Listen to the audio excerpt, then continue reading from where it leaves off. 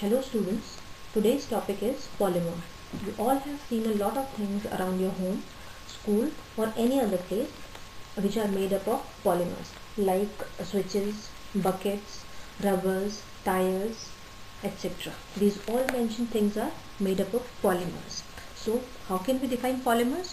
Polymers are high molecular mass substances consisting of large number of repeating structural units derived from simple molecule. So what we get from this definition, that polymer is a substance having high molecular mass. Its molecular mass is very high, and why it is high? It is due to the repeating unit of simple molecule. Simple molecule is repeated again and again to get a high molecular mass substance, which is called polymer. Now if we'll come to the word polymer and split it, we get two words. First is poly and another one is mer. In Greek, poly means many and mer means unit. Therefore, we can also state that many units, when are joined together, they form polymer. In the last slide, we were talking about the structural unit of any polymer. Structural unit of any polymer is monomer. The definition of polymer is the high molecular mass in which small units are repeating. And what are those small units? Those are monomers. The simple molecule which combine to give polymer are called monomers. And next is polymerization. How can we define polymerization? The process by which simple molecule is monomer, converted into polymer are called polymerization. Or we can say the conversion of monomer to polymer is called polymerization. As you can see in the diagram given below, these green oval shaped structures are subjected to polymerization to get a polymer. Or in the above formula, where ethene is subjected to polymerization to get polythene. Polythene is a polymer and ethene is a monomer. Monomer is repeated again and again to get polymer. Ethene is repeated again and again to get polythene.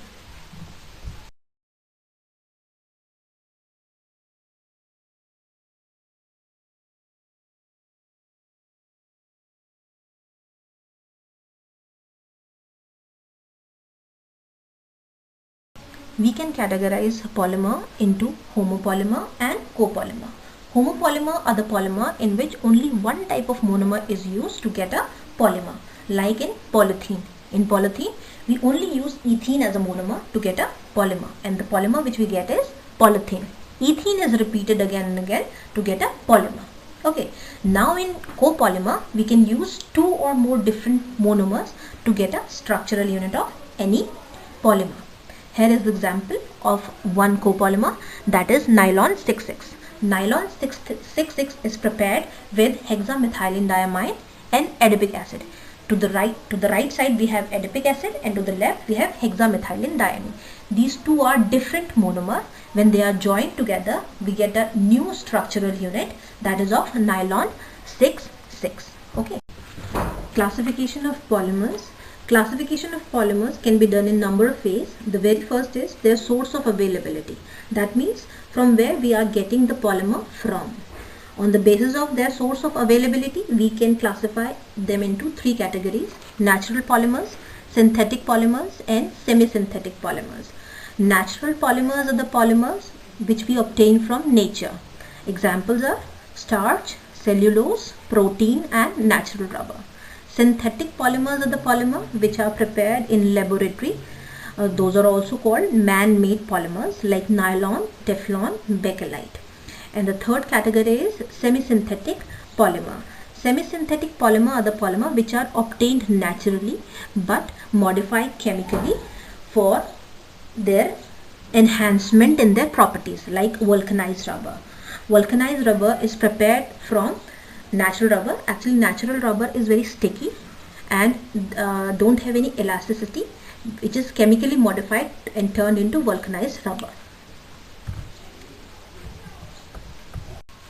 Another way by which we can classify polymer is their structure. It means how the monomers are joined together or how the monomeric chains are arranged.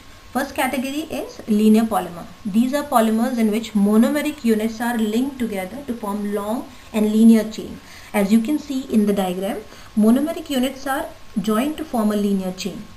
Properties of linear polymers are high density, high tensile strength and high melting point, and this property is due to their very well packed structure.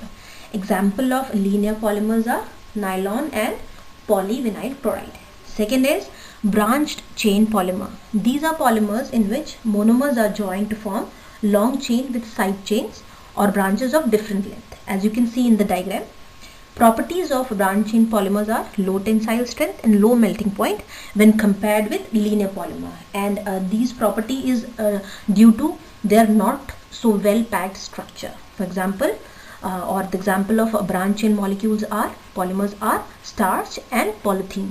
Polythene of low density. The third category is cross-linked polymers. These are polymers in which monomeric units are cross-linked together to form a three-dimensional network structure. And the property which arises due to this structure is they are hard and they are brittle.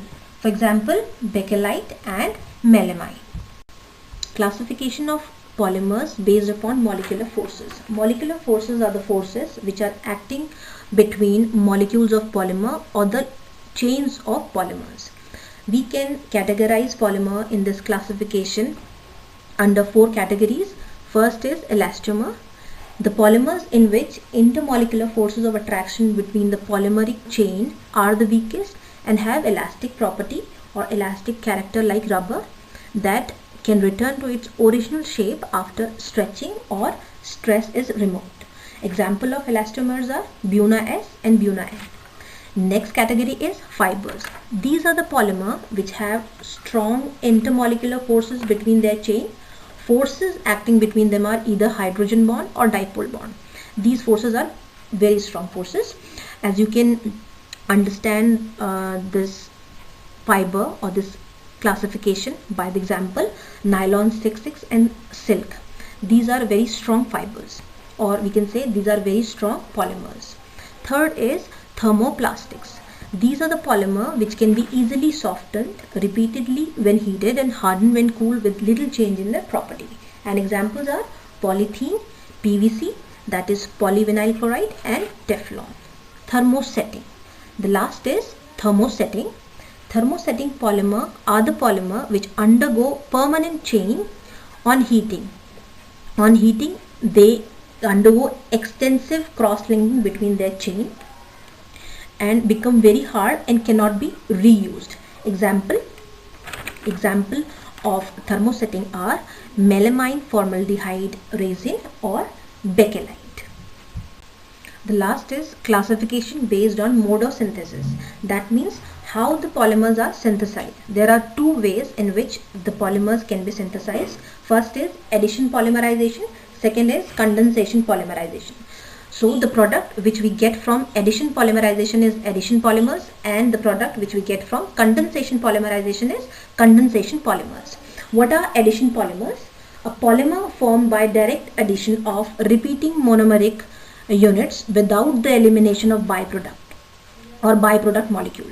That means we are only adding the monomeric unit. Nothing is eliminated from the formula. Here are the two examples of addition polymers. One is of homopolymer, another is of copolymer. In homopolymer, we can see ethene is polymerized to form polythene. Here ethene is repeated again and again to get polythene, and nothing is removed from the formula or nothing is eliminated. In copolymer, we have buta-1,3-diene and styrene.